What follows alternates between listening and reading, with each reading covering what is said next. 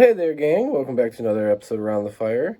We'll be trying to put something out at least every Sunday, so hold me to that. So here we are. Didn't have anything really planned. So what am I going to talk to you about? Well, we got some interesting ones in. I hadn't seen much coverage on these, and what this is Pioneer Arms. This is one of their AKs. And you might be saying, if you know anything about Pioneer Arms, you might be saying, Andy, man, why you got that Pioneer Arms, man? Get rid of that. Well, let's have a little talk here. So, Pioneer Arms is a company that many in the industry and in the know of AKs would sort of throw in the category of like Century Arms.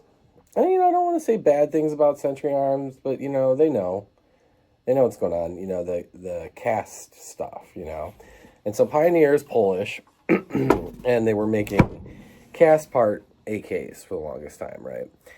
And, you'd see them at these shows, or you'd see them doing SHOT Show coverage or something like that. And they would talk about themselves, getting military contracts and things like that. And yes, they did. They got some military contracts, with those firearms. I'm not sure that those firearms at that time were spec'd with cast parts, or if they were doing forgings for them, or how that was working, but they were getting military contracts from relatively poor countries. But the good thing for them is that this helped the company grow. And the company was ambitious, and they are ambitious, and they are trying to make strides to grow. So, being that we are an AK store and we love AK stuff, we try to have a little bit of everything for price points, from the super high-end arsenals and, and custom build stuff up there to what we feel is a bargain rifle that is of enough quality that I could sell it to you and not feel bad about doing you that way. I don't want you coming back. Actually, I do. I want you coming back, but I want you coming back a happy guy or a happy girl. I don't want you coming back, saying, Andrew, what the hell is this thing? So these, like I said, supposedly now, they're calling them the forged trunnion guns. So upon further inspection, it does seem that these are forged trunnions. The bolt carrier is still a casting. It does seem that this sight piece up here appears to be, from what I can tell, a casting as well, that they have machined into this rail. And, it's nice, it's neat, it's unique. There are aftermarket companies that were doing something similar to this, that you'd have to take your entire gun apart or custom build a gun this way.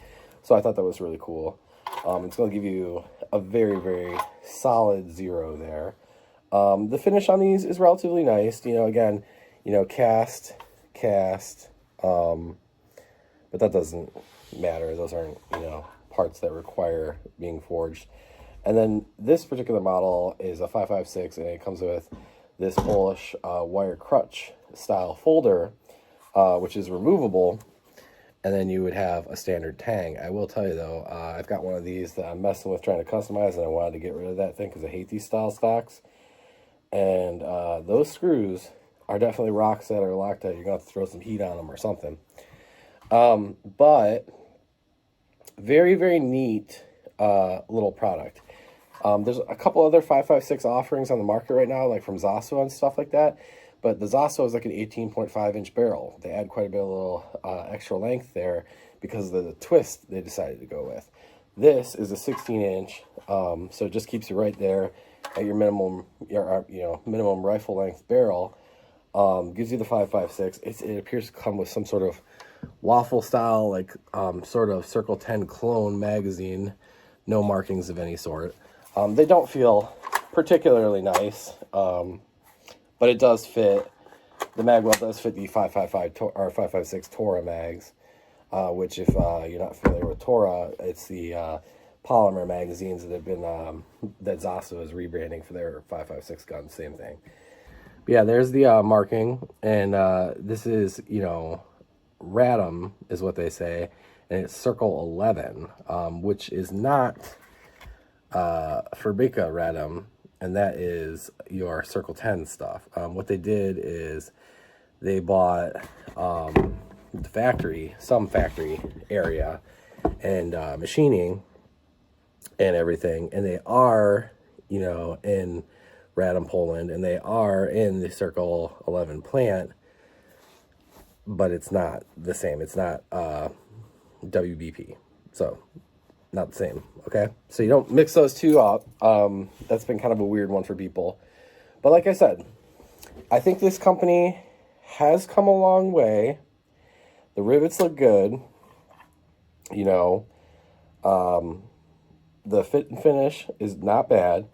You know, I would just say that, in my opinion, it would be nice to see a little bit cleaner tooling, you know, things like that. You know, and obviously it would be nice to see a forged bolt carrier as well.